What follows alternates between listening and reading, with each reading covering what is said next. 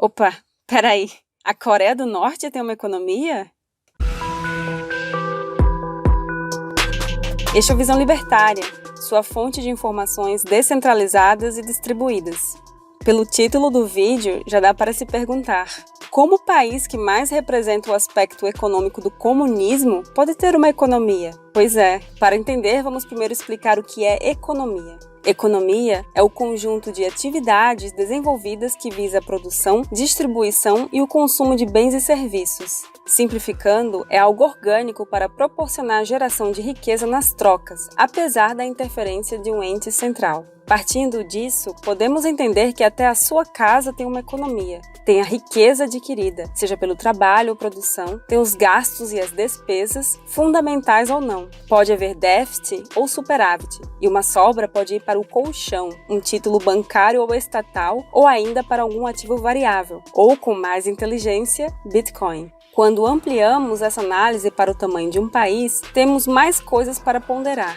Taxa de juros estatais, mercado de ações e seus derivativos, câmbio, entre outros. Isso aumenta a complexidade, mas ainda assim não deixa de ser um sistema de trocas. Não ter uma economia significa não haver condições para até mesmo conseguir os insumos para plantar o que se come. E é justamente isso que não acontece na Coreia do Norte. Lá não há uma economia. Para entender como a economia de um país pode ser menor do que a de bairros de cidades, vamos voltar a quando as Coreias foram divididas. É bom ressaltar que, para a maioria dos coreanos, tanto do norte quanto do sul, só existe uma Coreia, com o detalhe de que metade do país está sob um regime totalitário. Bem, durante as primeiras décadas do século XX, a Coreia foi completamente dominada pelo Japão, especialmente na Segunda Guerra Mundial. A dominação japonesa era brutal e todas as decisões para a economia do país eram tomadas pelo imperador japonês. Para entender que modelo adotaram, basta lembrar quem eram os aliados do Japão na Segunda Guerra. Eram a Alemanha, comandada pelo Bigodinho Nervoso, e a Itália, sob o regime ultra-esquerdista, cujo lema era tudo no Estado, nada contra o Estado e nada fora do Estado, e cujo nome os esquerdistas usam para xingar quem discorda deles. Após a Segunda Guerra, o Japão teve que sair.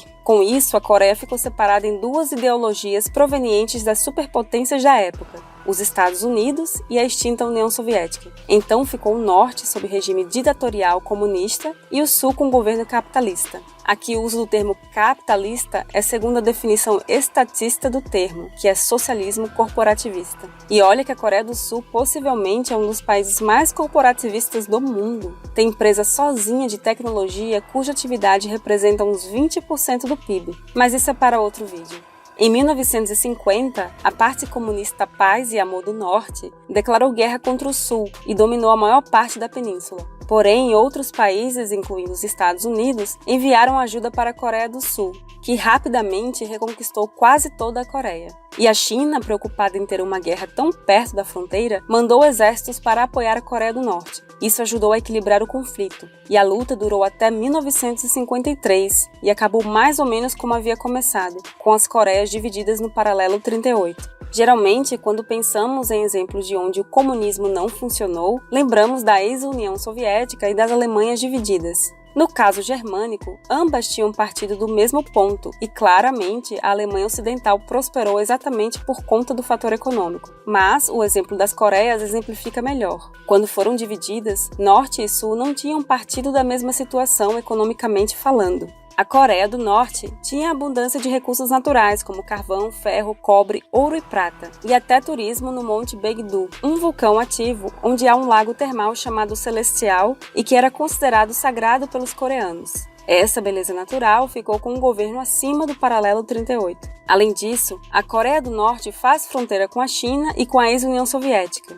Esses dois países comunistas apoiavam o regime norte-coreano. Ao mesmo tempo, a Coreia do Sul tinha como única fronteira a Coreia do Norte, e o aliado mais próximo dos sul-coreanos era o Japão, mas as lembranças do bigodismo faziam com que a Coreia do Sul evitasse contato com o Japão. E no quesito natureza, a Coreia do Sul tinha apenas o mar para pescar. Então, nem mesmo os socialistas e nacionalistas mais ferrenhos, que bradam sobre a abundância de recursos naturais, poderiam dizer que a Coreia do Sul tinha vantagem em relação à do Norte.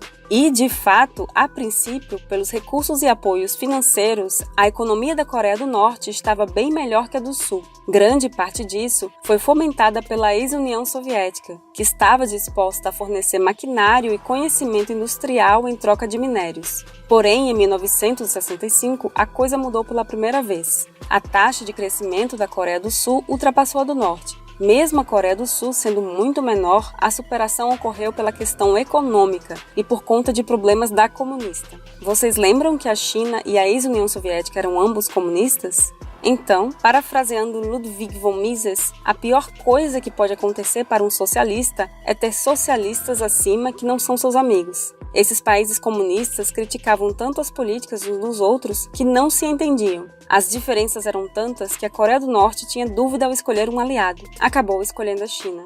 E nos anos seguintes a coisa só piorou, especialmente nos anos 80. Com a crise do petróleo, as exportações de commodities da Coreia do Norte despencaram.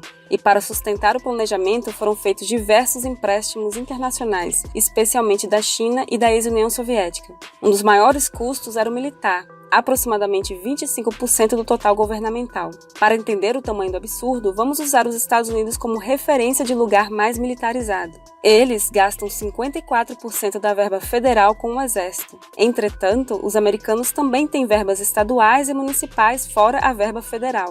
Além disso, o governo é somente uma parte da economia americana. Assim, só uns 3% do PIB são de gastos militares. Por outro lado, o PIB da Coreia do Norte é basicamente o gasto estatal, já que se trata de uma economia de planejamento e controles centrais. Lá é proporcionalmente de 6 a 8 vezes maior do que a do americano. Pior que os anos 80 foi a década seguinte. Em 1991, a ex-União Soviética caiu e, junto com ela, uma das fontes de empréstimo para a Coreia do Norte.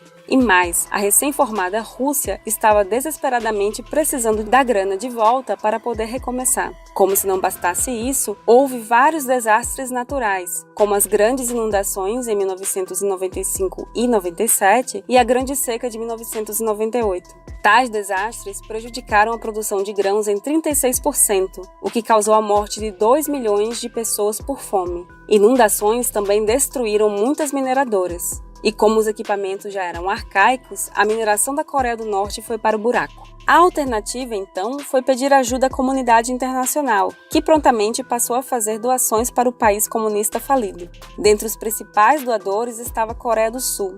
Pois é, o valor total de ajuda humanitária foi de 2,6 bilhões de dólares. Agora, o quanto disso foi usado para alimentar a população e o quanto foi para produzir armas, fica aí para você adivinhar.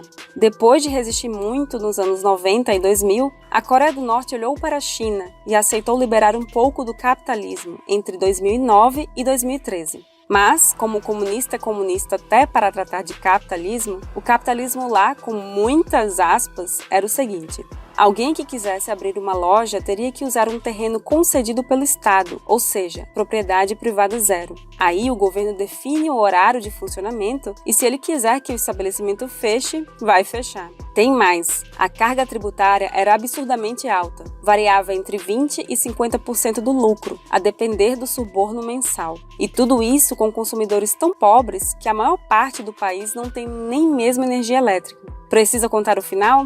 Alguém achava que iria dar certo? Mas e aí? Isso significa que não há algo como um setor privado na Coreia do Norte? Mais ou menos. Digamos que você fosse norte-coreano e quisesse abrir um restaurante lá. Primeiro teria que ir até a estatal de alimentos e depois de pagar o suborno a algum agente oficial, poderia ser escolhido para ser o supervisor de um restaurante estatal. Lá o governo faz a vida das pessoas mais prática. Ninguém gasta tempo escolhendo corte de cabelo e roupas, por exemplo. Lá ninguém reclama da vida, porque não pode. O principal é que esse restaurante não seria seu. Lá tudo pertence à ditadura.